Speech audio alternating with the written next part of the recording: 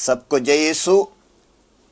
जब हम प्रभु यीशु के दुख भोग और मृत्यु पर मनन चिंतन करते हैं, हमें प्रभु यीशु के उस समय पर मनन चिंतन करने की जरूरत है जब प्रभु यीशु क्रूस पर मर रहे थे और उन्होंने अपने अत्याचारियों की ओर देखकर पिता से प्रार्थना करते हुए कहा, हे पिता, इन्हें क्षमा कर, क्योंकि नहीं जानते हैं कि क्या कर रहे हैं।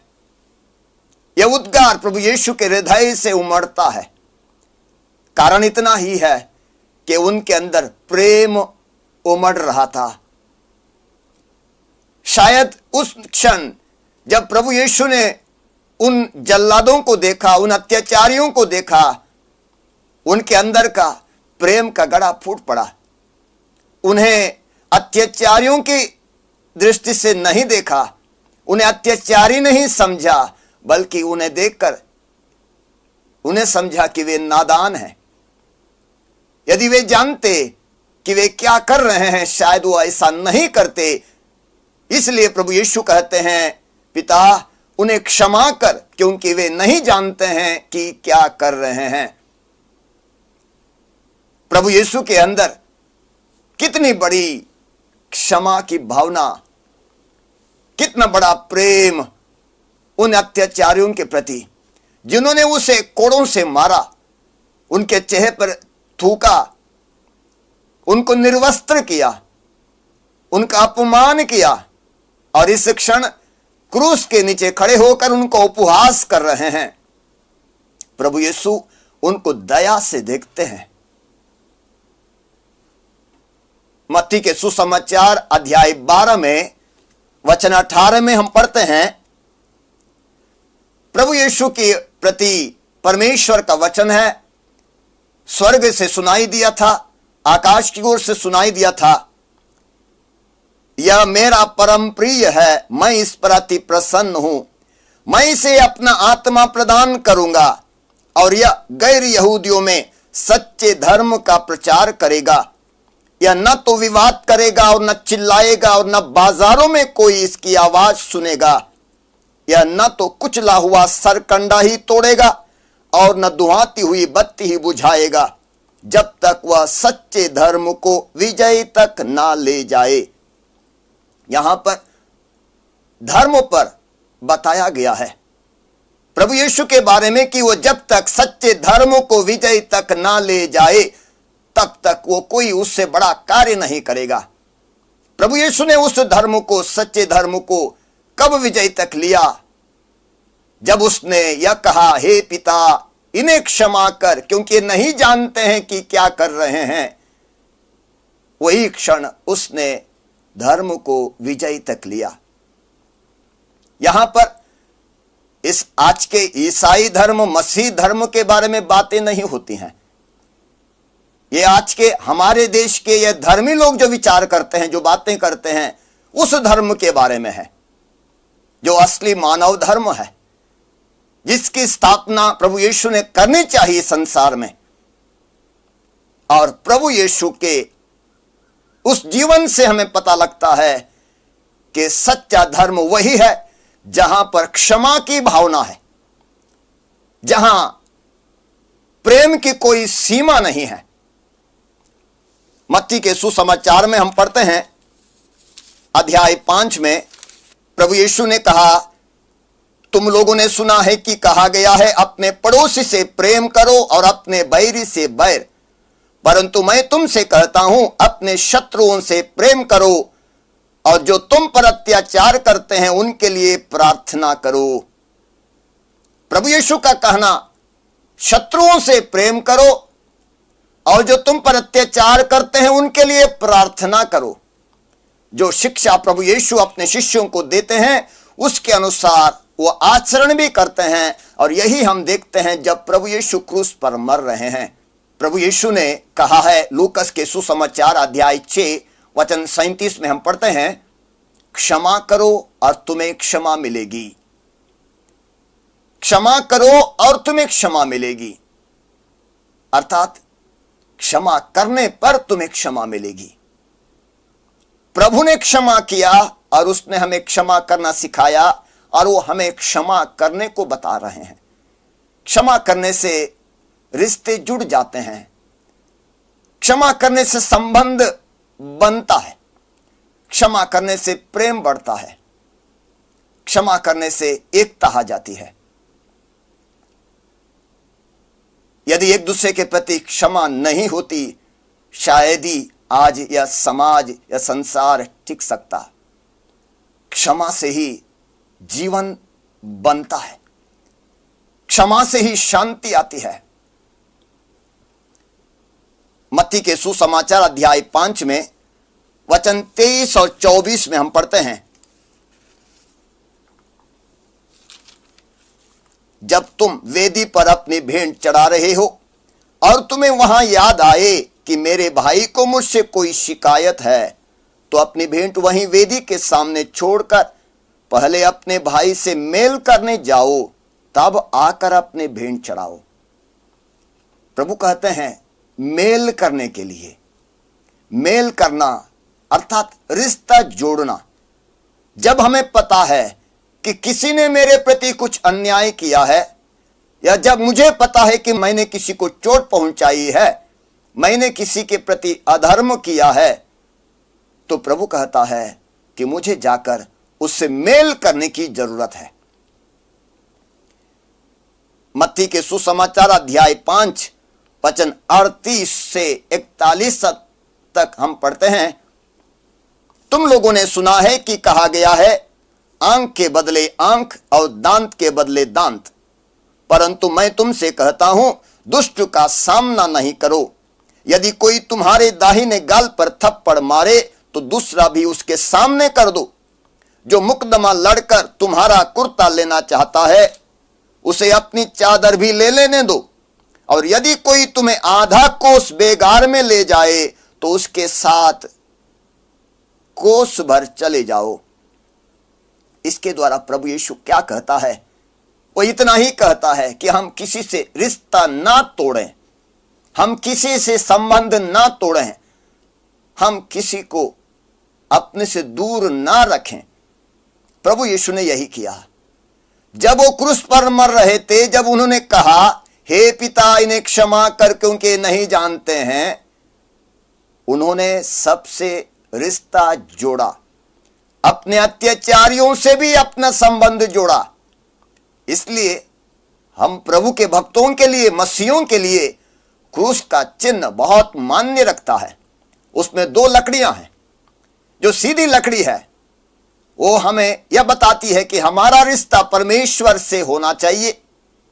जो दूसरी लकड़ी है जो हमें अपने संबंध को आस पास के लोगों के साथ, भाई बहनों के साथ किस तरह होना चाहिए उसके बारे में बताती है। अर्थात हमें न केवल ईश्वर से बल्कि एक दूसरे से भी संबंध रखने की जरूरत है। यूहन्ना के पहले पत्र अध्याय 3 वचन 15 में प्रभु स्पष्ट रूप में कहता है, जो अपने भाई से बैर करता है वह हत्यारा है। और उसी पत्र में अध्याय 4 वचन 20 और 21 में हम पढ़ेंगे, वचन स्पष्ट रूप में कहता है कि जो ईश्वर को प्यार करता है उसे अपने भाई से भी प्यार करना चाहिए, क्योंकि जो अपने भाई से बैर करता है वो अपने ईश्वर से प्यार नहीं कर सकता, क्योंकि जो अपने भाई को जिसे वो देखता है उसे प्यार नहीं कर सकता है, तो वह अपने ईश्वर को जिसे वह नहीं देखता उसे प्यार नहीं कर सकता। और हम लोगों के लिए जो प्रभु मसीह को अपना उद्धारकर्ता मानते हैं, अपना गुरु मानते हैं, उनके लिए उनकी शिक्षा पर चलना अनिवार्य है। और उनकी एक शिक्षा है कि हम क्षमा करें। प्रभु यीशु ने प्रार्थना सिखाई, हे हमारे पिता प्रार्थना, और बहुत बड़ी महान प्रार्थना है। और उस प्रार्थना में भी प्रभु यीशु ने सिखाया है। लूकस के सुसमाचार में अध्याय 11 वचन 4 में, हमारे पाप क्षमा कर जैसे हम भी अपने अपराधियों को क्षमा करते हैं। हमारे पाप क्षमा कर जैसे हम भी अपने अपराधियों को क्षमा करते हैं। अर्थात जब हम अपने अपराधियों को क्षमा नहीं करते हैं तब हमें भी क्षमा ना कर। जब जब हम ये प्रार्थना करते हैं, हम प्रभु से, पिता से ही प्रार्थना करते हैं कि पिता, जब हम दूसरों को क्षमा नहीं करते हैं हमें भी क्षमा ना कर, जब हम दूसरों को क्षमा करते हैं तब हमें भी क्षमा कर। प्रभु यीशु ने हमें क्षमा करने के लिए बुलाया है। क्षमा करने के लिए न केवल सिखाया, उसने क्षमा करने के लिए बुलाया है। कलीसिया में हम कई संतों को जानते हैं जिन्होंने क्षमा किया, और जहां क्षमा दी जाती है वहां पर प्रभु की महिमा प्रकट होती है। मत्ती के सुसमाचार अध्याय 18 में वचन 23 से आगे एक सुंदर दृष्टांत प्रभु यीशु सुनाते हैं। उस दृष्टांत में प्रभु यीशु एक राजा के बारे में बताते हैं। एक राजा ने अपने सेवकों से कर्ज का लेखा लेना चाहा। सेवकों को बुलाया गया और एक सेवक को राजा के पास पेश किया गया। लाखों का कर्जदार था राजा का।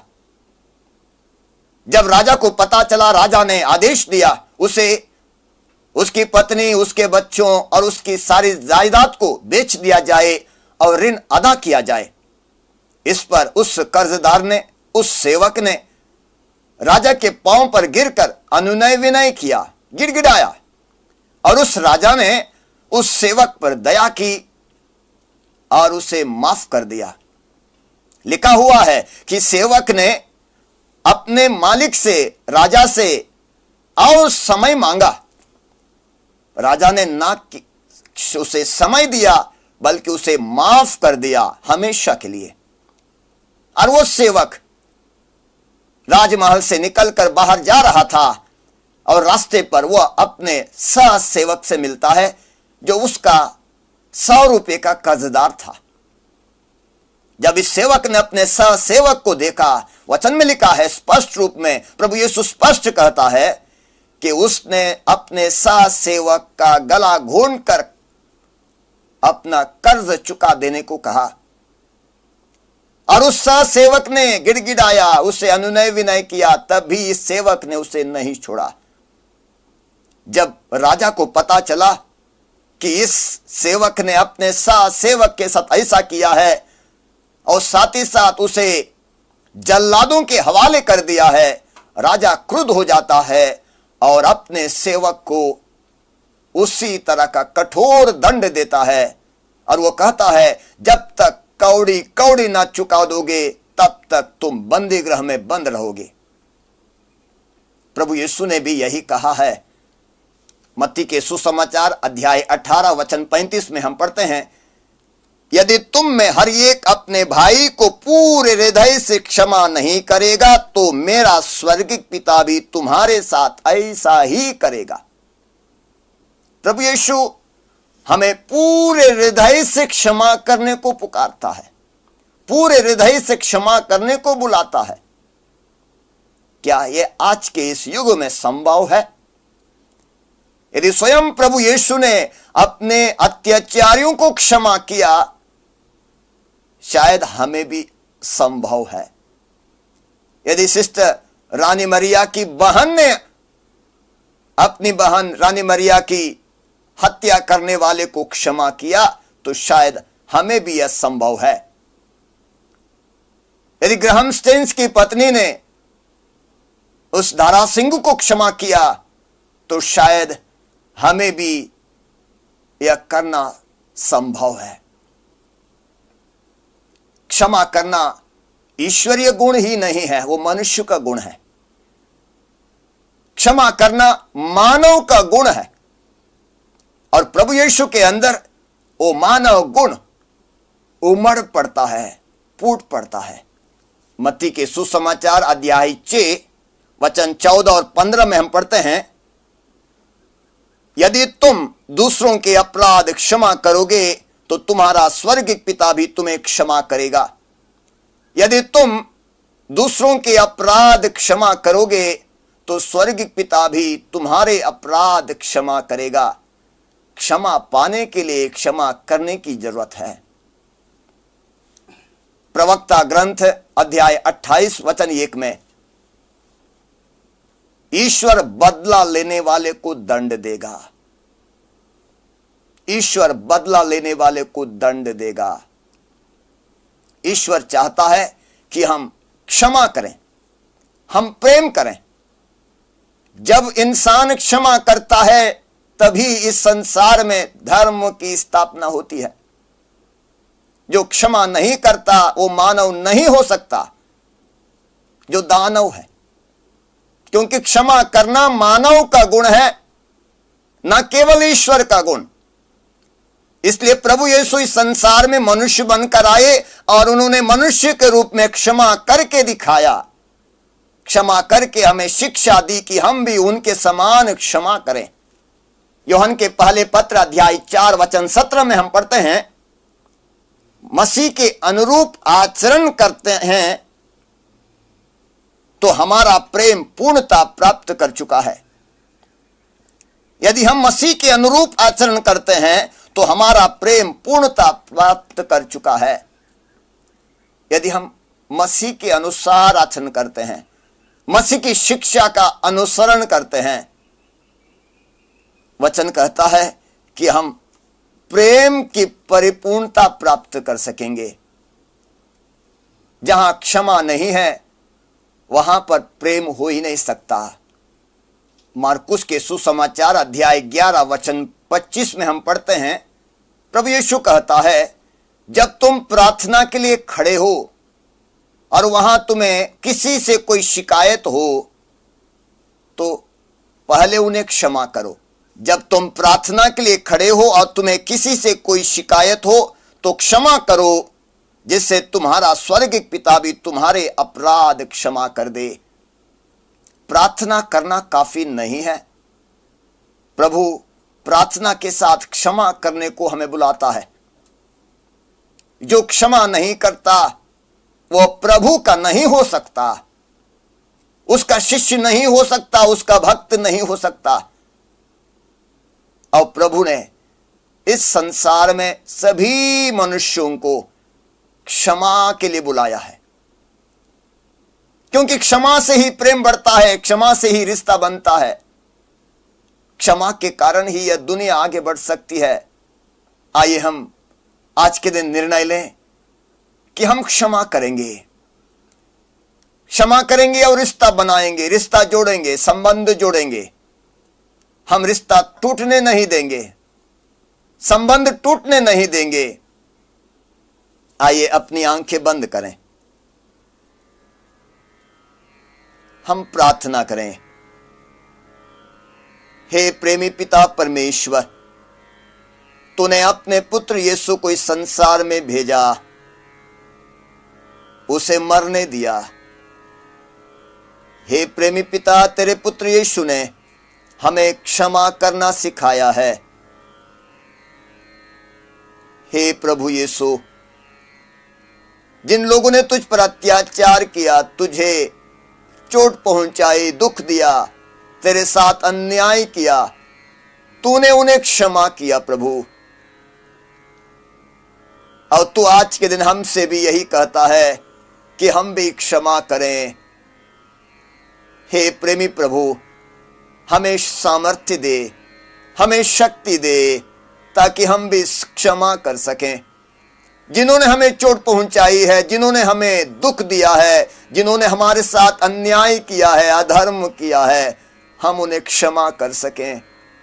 क्योंकि पिता, क्षमा करने से रिश्ता जुड़ता है, क्षमा करने से संबंध बनता है, क्षमा करने से प्रेम बढ़ता है।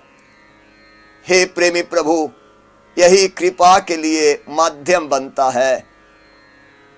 हमें तेरी आशीष चाहिए, तेरी कृपा चाहिए, इसलिए हमें क्षमा करना सिखा, क्षमा करने का सामर्थ्य दे।